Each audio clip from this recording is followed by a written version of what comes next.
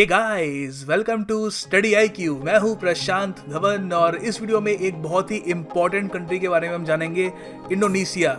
ये इम्पॉर्टेंट इसलिए है क्योंकि साउथ ईस्ट एशिया की ये लार्जेस्ट डेमोक्रेसी है। साउथ एशिया की नहीं, वहाँ पे इंडिया है ऑफ कोर्स, मगर हम सिर्फ साउथ ईस्ट एशिया को देखें तो इंडोनेशिया से बड़ी डेमोक्रेसी आपको नहीं मिलेगी। बहुत ही पॉपुलस कंट्री है, इसकी इकोनॉमिक ग्रोथ काफ़ी अच्छी आगे बढ़ रही है। अगर हम PwC की एक रिपोर्ट पे नज़र डालें तो वहाँ पे पता लगता है कि 2050 तक इंडोनेशिया दुनिया की चौथी सबसे बड़ी इकोनॉमी बन जाएगी, behind United states of America. ये लिस्ट होगी अगर सब कुछ इस लिस्ट के हिसाब से गया।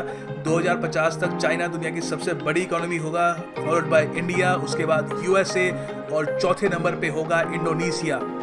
मगर all is not that well. Indonesia के सामने बहुत सारी प्रॉब्लम्स भी हैं। एक सबसे बड़ी प्रॉब्लम तो ये है कि क्लाइमेट चेंज, ग्लोबल वार्मिंग की वजह से इंडोनेशिया का कैपिटल जकार्ता डूब रहा है। इट इज़ सबमर्जिंग, और इसके बारे में बहुत सारे आर्टिकल्स हैं ऑनलाइन, तो उन सब का भी एनालिसिस करेंगे कि ये कंट्री किस तरीके से आगे ग्रो कर पाएगा अगर ग्लोबल वार्मिंग से इसको इतना बड़ा इम्पैक्ट मिलने वाला है। किस तरीके से ये आगे जाकर प्रॉस्पर करेगा और वर्ल्ड इकोनॉमी को क्या कंट्रीब्यूशन देगा। तो बहुत सारे पहलू हैं, let's start discussing them all. तो पहले ये क्वेश्चन डिस्कस करते हैं। काफ़ी बार लोगों को कंफ्यूजन होता है इस क्वेश्चन को लेकर, क्या इंडोनेशिया एक इस्लामिक कंट्री है या नहीं। वेल, इसको हम अगर संविधान के पर्सपेक्टिव से देखें, फ्रॉम द कॉन्स्टिट्यूशन पर्सपेक्टिव, तो हमको आंसर मिलता है नहीं, इंडोनेशिया एक इस्लामिक कंट्री नहीं है, क्योंकि इंडोनेशिया के संविधान में कहीं लिखा नहीं है कि वो एक इस्लामिक कंट्री है। मगर जो उनका संविधान है वो ये कहता है कि वो 6 रिलीजन्स को रिकॉग्नाइज करते हैं। ठीक है, तो उनके संविधान में ही आपको काफ़ी एक सेकुलर स्टेट के कुछ हिंट मिलेंगे। तो जो 6 रिलीजन है जो उनका कॉन्स्टिट्यूशन रिकॉग्नाइज करता है वो है इस्लाम और क्रिश्चियनिटी की ब्रांचेस, हिंदुइज्म, बुद्धिज़्म और कन्फ्यूशनिज्म। और इंडोनेशिया का जो नेशनल मोटो है वो यही है, यूनिटी इन डाइवर्सिटी। मतलब हम लोग अलग हैं, बहुत सारे हैं, मगर एक हैं। हम इंडिया में भी सेम फिलॉसफी यूज़ करते हैं, मगर हमारा ये नेशनल मोटो नहीं है। यहाँ पे उन्होंने अपना नेशनल मोटो ही इसको बना दिया है। मगर हमको ये बात भी देखनी होगी कि इंडोनेशिया में 87.2% लोग अपने आप को मुस्लिम्स आइडेंटिफाई करते हैं, जिसकी वजह से इंडोनेशिया में दुनिया की सबसे बड़ी मुस्लिम पॉपुलेशन है। Indonesia has the largest Muslim population in the entire world, approximately 225 million Muslims यहाँ पे रहते हैं। अब यहाँ पे मैं आपका ध्यान इस पर लेकर जाना चाहूँगा, पैनकासिला इसकी अलग अलग प्रोनाउंसिएशन है। इंडोनेशिया में पैनकासिला या पैनसासिला कहते हैं इसको। ये बेसिकली फाउंडेशनल फिलॉसफी थ्योरी है इंडोनेशियन स्टेट की। ये मैं आपको इसलिए बता रहा हूँ क्योंकि यहाँ से हम समझ पाएंगे कि इंडोनेशिया एज अ स्टेट है क्या। ये पांचासिला जो है, ये शब्द ये संस्कृत से मिलके बनता है, संस्कृत के 2 शब्दों से मिलके बनता है, 5 और प्रिंसिपल्स। तो इसमें 5 प्रिंसिपल्स हैं। पहला है कि believe in the one and only God, ठीक है, be just and civilized humanity, और यहाँ पे बात की यूनिफाइड इंडोनेशिया, डेमोक्रेसी होगी और सोशल जस्टिस होगा। और इसी पंचशिला में ये भी बात की गई है कि हर किसी को अपना रिलीजन फॉलो करने की आज़ादी होगी, किसी पर कोई रिलीजन एनफोर्स नहीं किया जाएगा। ठीक है, एक तो ये साइड है इंडोनेशिया की। उसके अलावा एक और एस्पेक्ट भी है, वो भी देखते हैं। इंडोनेशिया में एक जगह है जिसका नाम है असे या अके। असे यहाँ पे सुमत्रा आइलैंड पे है। ये इंडोनेशिया का यहाँ पे मैप है, अभी अलग से मैप पूरा देखेंगे, ज्योग्राफी सब समझेंगे। तो यहाँ पे जो सुमत्रा आइलैंड है, इसका जो नॉर्दर्न मोस्ट टिप है, यहाँ पे आपको मिलेगा अके प्रोविंस। ये सेमी ऑटोनॉमस है, मतलब कि सेंट्रल गवर्नमेंट की यहाँ पर काफ़ी हद तक उनकी एडमिनिस्ट्रेशन चलती है, मगर कई इश्यूज़ को लेकर, जैसे यहाँ पे लॉज क्या होंगे या लोकल लेवल पे पुलिस कैसे फंक्शन करेगी, यहाँ के लोग ही उसको तय करते हैं। और यहाँ पे 98% मुस्लिम पॉपुलेशन है। इंटरेस्टिंगली इंडोनेशिया में आपको शरिया लॉ नहीं मिलेगा, मगर आप अके में चले जाते हो, जो ये वाला पार्ट है इंडोनेशिया का, वहाँ पे आपको शरिया लॉ जैसा एक इस्लामिक क्रिमिनल कोड मिलेगा। ठीक है, ओवरऑल पूरी जगह पे शरिया लॉ एज सच एनफोर्स नहीं किया गया, मगर जो इस्लामिक क्रिमिनल कोड है, जिनायत, उसको वहाँ पे एनफोर्स किया गया है। और काफ़ी बार यहाँ पे विजुअल्स आते हैं कि लोगों को पब्लिक में पनिशमेंट मिल रही है, और जो भी शरीयत के हिसाब से लिखा गया कि पनिशमेंट जो भी ऑफेंस की होगी वो दी जाती है। तो यहाँ पे इंडोनेशिया के 2 रूप हमको दिखते हैं। एक तो उनका संविधान जो काफ़ी हद तक सेकुलर दिखता है, ऑल्दो सेकुलर शब्द वहाँ पे यूज़ नहीं किया गया, और साथ ही साथ एक इस्लामिक नेशन भी यूज़ नहीं किया गया। और फिर हमको दिखता है अके जो या असे, जो इंडोनेशिया का एक छोटा सा पार्ट है जहाँ पे शरिया लॉ जैसा कानून जो आपको पाकिस्तान या फिर और बहुत सारी जो मुस्लिम कंट्रीज़ हैं वहाँ पे भी नहीं मिलेगा, वो वहाँ पे इन्फोर्स किया जाता है। तो इसीलिए इंडोनेशिया मुझे काफ़ी एक यूनिक और इंटरेस्टिंग कंट्री लगती है। खैर, अब चलते हैं मैप की तरफ। तो ये है हमारा प्यारा भारत। हमारा प्यारा Bharat of course south Asia का पार्ट है। China, south Korea, north Korea, Japan, ये ईस्ट एशिया का पार्ट है। साउथ ईस्ट एशिया ये पड़ गया, ठीक है, जहाँ पे मैं कर्सर घुमा रहा हूँ, ये पार्ट ये है साउथ ईस्ट एशिया। और यहीं पे आपको मिलेगा इंडोनेशिया, ठीक है। इंडोनेशिया यहाँ पे देखो काफ़ी सारे आइलैंड्स का पार्ट है। इंडोनेशिया बेसिकली एक आर्कीपेल्गो है। आर्कीपेल्गो होता है एक आइलैंड्स की चेन, बहुत लंबी एक आइलैंड्स की चेन, जो भी जैसे कंट्रीज है। फॉर एग्जांपल जापान क्या है, जापान भी एक आर्कीपेल्गो है, मगर इंडोनेशिया जापान से काफ़ी बड़ा है। तो इंडोनेशिया दुनिया का सबसे बड़ा आर्कीपेल्गो कंट्री है, ये अपने आप में फैक्ट है, इसको याद रखिएगा। अब इंडोनेशिया बहुत सारे आपको यहाँ पे आइलैंड्स में मिलेगा। ये जो आपको दिख रहा है सुमात्रा आइलैंड, यहाँ पे तो है ही। यहाँ पे आप देख सकते हो अके, जिसके बारे में हम अभी बात कर रहे थे। फिर नीचे आए, यहाँ पे आता है जकार्ता, इंडोनेशिया की कैपिटल, जो डूब रही है, मोर ऑन दैट लेटर। और फिर काफ़ी इंपॉर्टेंट यहाँ पे आइलैंड है, ये है बोर्नियो आइलैंड। पूरा जो ये आइलैंड है, यहाँ पे 3 कंट्रीज़ की आपको टेरिटरी मिलेगी। एक तो ब्रुनाई, यहाँ पे आपको मिलेगी ब्रुनाई जैसे भी आप कह सकते हैं उसको। ये जो मैं कर्सर घुमा रहा हूँ, ये मलेशिया की टेरिटरी है। फिर नीचे ये वाला जो बड़ा चंक है यहाँ पर, ये है इंडोनेशिया का पार्ट, ठीक है। तो ये भी इंडोनेशिया का हिस्सा है। उसके अलावा यहाँ पे आप जाओगे, ये सब पार्ट है, ये भी इंडोनेशिया का है। और फिर यहाँ पे जो पपुआ न्यू गिनी है, इसका जो यहाँ पर वेस्टर्न पार्ट है, ये जो है ये इंडोनेशिया का है, ठीक है। जो यहाँ पे वेस्टर्न है ये नहीं है, ये वाला पार्ट पूरा इंडोनेशिया का है। तो इंडोनेशिया आप देख सकते हो एक बहुत ही बड़ा आर्कीपेल्गो है, यहाँ से लेकर फिर बोर्नियो आइलैंड, फिर यहाँ पर बांदा सी से लेकर यहाँ पे पपुआ न्यू गिनी, इन सब आइलैंड्स पर आपको इंडोनेशिया का झंडा लहराता हुआ मिलेगा। तो इंडोनेशिया की जो कैपिटल है जकार्ता, एक बहुत ही पॉपुलेटेड एरिया है, बहुत सारे लोग मिलेंगे आपको वहाँ पे। ये second most populous urban area है पूरी दुनिया में। नंबर 1 पे है टोक्यो, जापान की राजधानी। नंबर 2 पे इंडोनेशिया की राजधानी जकार्ता। और आप सोच सकते हैं जब जकार्ता डूबेगा तो कितने सारे लोगों को अपने साथ लेकर डूबेगा, वेरी बैड। तो यहाँ पर ये भी हम देख सकते हैं कि बहुत सारे ऑर्गेनाइजेशंस का मेंबर भी रह चुका है इंडोनेशिया, अभी भी है। जैसे नॉन अलाइंड मूवमेंट का जो फाउंडिंग मेंबर्स थे उनमें से एक था इंडोनेशिया। और आज भी जो ये नॉन अलाइंड मूवमेंट का जो हेडक्वार्टर्स है वो आपको जकार्ता इंडोनेशिया में मिलेगा। और उस समय इंडोनेशिया के जो लीडर थे वो थे सुकार्नो। इन्होंने इंडोनेशिया की जो फ्रीडम मूवमेंट है उसमें भी ये काफ़ी इंपॉर्टेंट रोल निभाया था। इंडिया से ऑफ कोर्स उस वक्त जवाहरलाल नेहरू रिप्रेजेंट कर रहे थे हमारी कंट्री को। और फिर ऑफ कोर्स ये काफ़ी फेमस है ASEAN, association of south east Asian Nations, उसका एक बहुत ही बड़ा मेंबर है इंडोनेशिया। $1 ट्रिलियन की इसकी जीडीपी है। तो टोटल आसियान की जीडीपी ही आपको 2.5 ट्रिलियन की मिलेगी, उसमें से 1 ट्रिलियन सिर्फ इंडोनेशिया लेके आता है। तो पावर हाउस है आसियान का ये। उसके बाद है एशिया पैसिफिक इकोनॉमिक कॉरपोरेशन, इसका मेंबर भी है। फिर ईस्ट एशिया समिट का मेंबर भी है ये। फिर AIIB, Asian infrastructure investment bank का पार्ट भी है ये। और finally organisation of Islamic corporation OIC का मेंबर भी है। एक ज़माने में ये OPEC का मेंबर भी था। उसके बाद इसने कुछ आई थिंक प्रॉब्लम्स आ गई थी 2008 में, ये OPEC से बाहर निकल गया था। तो वो याद रखने की आपको ज़रूरत नहीं है, बस एक इंटरेस्टिंग फैक्ट आपको बता रहा था। तो खैर आपको मेन ये याद रखना है कि ये नाम का मेंबर भी है और जो नाम के हेडक्वार्टर्स हैं वो जकार्ता इंडोनेशिया में है। इंडोनेशिया 3 कंट्रीज़ के साथ अपनी लैंड बॉर्डर शेयर करता है, बाकी मैरीटाइम बॉर्डर तो खैर बहुत सारी कंट्रीज के साथ शेयर करता है, ये आपको याद रखने की ज़रूरत नहीं है, मगर फिर भी मैं आपको बता दूंगा। मेन आपको एग्जाम पर्सपेक्टिव से याद रखना है कि इसकी लैंड बॉर्डर्स किन कंट्रीज़ के साथ है। एक तो है मलेशिया के साथ बोर्नियो आइलैंड पर। बोर्नियो आइलैंड मैंने आपको दिखाया था पहले, वो एशिया का सबसे बड़ा आइलैंड है, ओके। और ब्रुनाई के साथ ये अपनी जो बॉर्डर है वो नहीं शेयर करता, आप मैप में चेक कर लीजिएगा बाद में। और फिर पपुआ न्यू गिनी के साथ ये अपनी बॉर्डर शेयर करता है।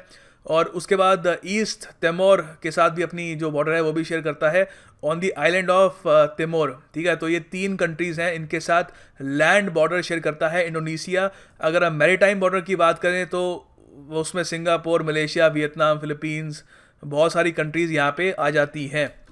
इकोनॉमी ये काफ़ी इंपॉर्टेंट है। देखो बहुत लंबे समय से इंडोनेशिया काफ़ी अच्छी परफॉर्मेंस दे रहा है और उसका रीज़न ये है कि वहाँ पर जो लेबर फोर्स है वो काफ़ी स्किल्ड है और लोगों की जो आबादी है वो एक्सपोनेंशियली बड़ी नहीं है। इंडिया में तो खैर आपको बिलियंस तक जो नंबर पहुंच गया वो बिलियन तक पहुंच गया, यहाँ पे आज भी मिलियंस में ही है।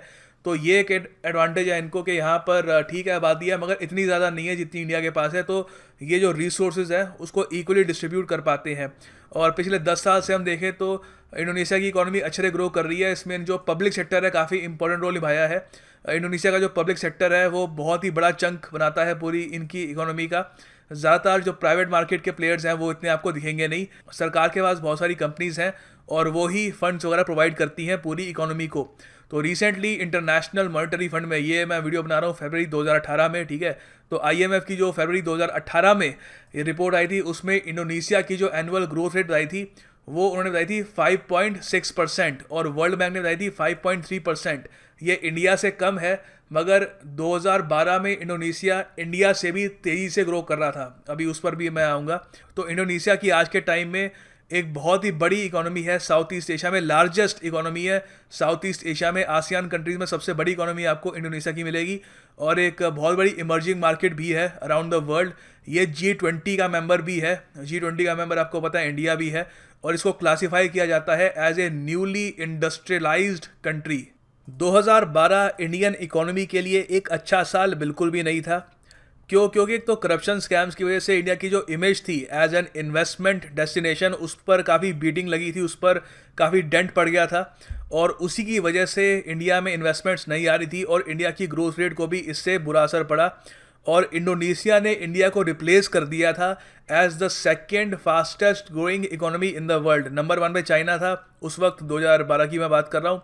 नंबर 2 पे इंडिया को हटा के इंडोनेशिया आ गया था। नंबर 3 पे पहुँच गया था इंडिया। और मैं यहाँ पे ये बताना चाहता हूँ कि हम लोग ठीक है कई बार चाइना को देखते हैं, हम सोचते हैं कि कब हम डबल डिजिट पे ग्रो करेंगे, कब हम 10% पे ग्रो करेंगे जैसे चाइना ने ग्रो किया था।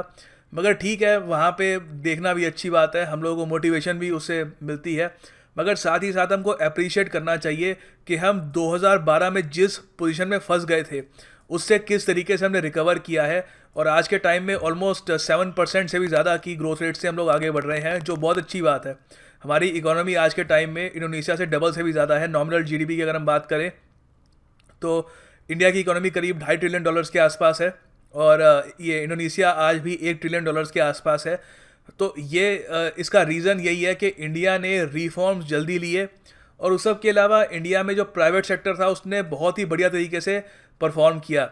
और फिर ये तो है ही, यहाँ पे आबादी भी बहुत ज़्यादा है तो उसके कुछ आपको डिसएडवांटेजेस मिलते हैं, कुछ एडवांटेजेस भी मिलते हैं। तो इंडिया और इंडोनेशिया में कंपटीशन 2012 में इतना बढ़ गया था कि ये क्वेश्चन पूछा जा रहा था कि ब्रिक्स नेशंस की जब हम बात करते हैं यहाँ पे आई इंडिया है या इंडोनेशिया है। तो ये अब खैर जो सॉल्यूशन था इसका मिल चुका है सबको कि यहाँ पर जो आई है ये डेफिनेटली इंडिया है और आने वाले समय तक इंडिया डेफिनेटली दुनिया की फास्टेस्ट ग्रोइंग इकोनॉमी बना रहेगा। अगर हम करेंसी की बात करें तो इंडोनेशिया की जो करेंसी है वो है इंडोनेशियन रुपया और वहाँ पे बिल्कुल आपको जो गणेश जी की एक इमेज भी मिलेगी, काफ़ी इस पर चर्चा होती है इंटरनेट पे। इसका रीज़न यही है कि यहाँ पर काफ़ी पुराने इंडियन रूट्स भी हैं, काफ़ी पुराना एक इंडियन कनेक्शन भी है। इंडिया से हिंदुज़म यहाँ पर फैला, इंडोनेशिया में बुद्धिज़्म फैला, फिर बाद में 10th या 12th सेंचुरी के बीच में इस्लाम धीरे धीरे इंडोनेशिया में फैलना शुरू हुआ। खैर आपको एग्जाम पर्सपेक्टिव से याद रखना है कि इंडोनेशियन रुपया यहाँ की करेंसी है और जो एक्सचेंज रेट आजकल चल रहा है, ये मैं फरवरी 2018 में वीडियो बना रहा हूँ, तो अभी के लिए एक रुपया करीब 212 इंडोनेशियन रुपये के बराबर है। तो उनकी जो करेंसी है वो काफ़ी वीक है, इसलिए आपको ऐसे नोट काफ़ी मिलेंगे वहाँ पे 20,000 के। अब देखो इंडोनेशिया अपने आप में जो ये वर्ड है, इस कंट्री का जो नाम है, ये 2 शब्दों से मिलके बनता है। एक तो है इंडियन और दूसरा है जो नेसोस एक वर्ड होता है, ग्रीक वर्ड होता है, इसका मतलब होता है आइलैंड। तो मतलब इंडियन आइलैंड। तो इंडिया का इतना बड़ा इन्फ्लुएंस था इस पूरे आइलैंड पे, यहाँ के लोगों पे, तो इसका नाम भी इसी हिसाब से रखा गया है। मार्को पोलो पहले यूरोपियन थे जिन्होंने इंडोनेशिया को विजिट किया था 1292 में। तो यहाँ पे आप देख सकते हो, अब ये जो बड़ा मैप है यहाँ पे ये रहा इंडोनेशिया, ये जो है बीच का पार्ट ये है पैसिफिक ओशन, यहाँ पे ये है इंडियन ओशन, ये है इंडिया यहाँ पर, ओके। और यहाँ पे आप देखोगे ये है पैसिफिक रिंग ऑफ फायर। और इंडोनेशिया बहुत सारी जो टेक्टोनिक प्लेट्स हैं उनसे घिरा हुआ है, इसलिए यहाँ पे बहुत सारी वॉल्केनिक एक्टिविटी होती है, बहुत सारे अर्थक्वेक्स भी यहाँ पे रेगुलरली आते हैं। बहुत ही डेंजरस जोन में है इंडोनेशिया। तो इंडोनेशिया एक आर्कीपेलगो है जो पूरे रिंग ऑफ फायर में स्प्रेड हो रखा है, और यहाँ पर 400 से ज़्यादा एक्टिव वॉल्केनो है, मतलब कि कभी भी वो इरप्ट हो सकते हैं। और यहाँ पे करीब करीब दिन में 3 अर्थक्वेक्स तो आ ही जाते हैं, ऑफकोर्स माइल्ड आते हैं, बहुत ही बड़े लेवल पर भूकंप नहीं आता, वो आता है तो खैर वो काफ़ी बड़ी न्यूज़ बनती है। तो जो सबसे ज़्यादा एक्टिव यहाँ पे वॉल्केनोज हैं, एक तो है केलूद और एक है मेरापी, ये जावा आइलैंड पे हैं। ये दोनों वॉल्केनोज कई हज़ारों लोगों की जान ले चुके हैं, और यहाँ पे आप देख सकते हो उनमें से एक वॉल्केनो की एक फ़ोटो भी है। अगर हम इंडियन इन्फ्लुएंस की बात करें यहाँ पे, तो वो ज़्यादातर राजेंद्र चोला, जो एक चोला डायनेस्टी के एक बहुत ही फेमस राजा थे तमिलनाडु से, उनकी वजह से इंडियन इन्फ्लुएंस यहाँ पे काफ़ी फैला। इन्होंने 1025 एडी में यहाँ पर कब्ज़ा कर लिया था इस एरिया में यहाँ पर, और काफ़ी इन्फ्लुएंस था यहाँ पे चोला राज्य का, और लोगों को पता नहीं है। ये वैसे काफ़ी एक बड़ी एकॉम्प्लिशमेंट थी। ये शायद पहली बार था जब एक इंडियन किंग ने सब कॉन्टिनेंट से बाहर जाकर और फॉरेन टेरिटरी में इन्वेजन करके यहाँ पे इस एरिया को अपने किंगडम का पार्ट बना लिया था।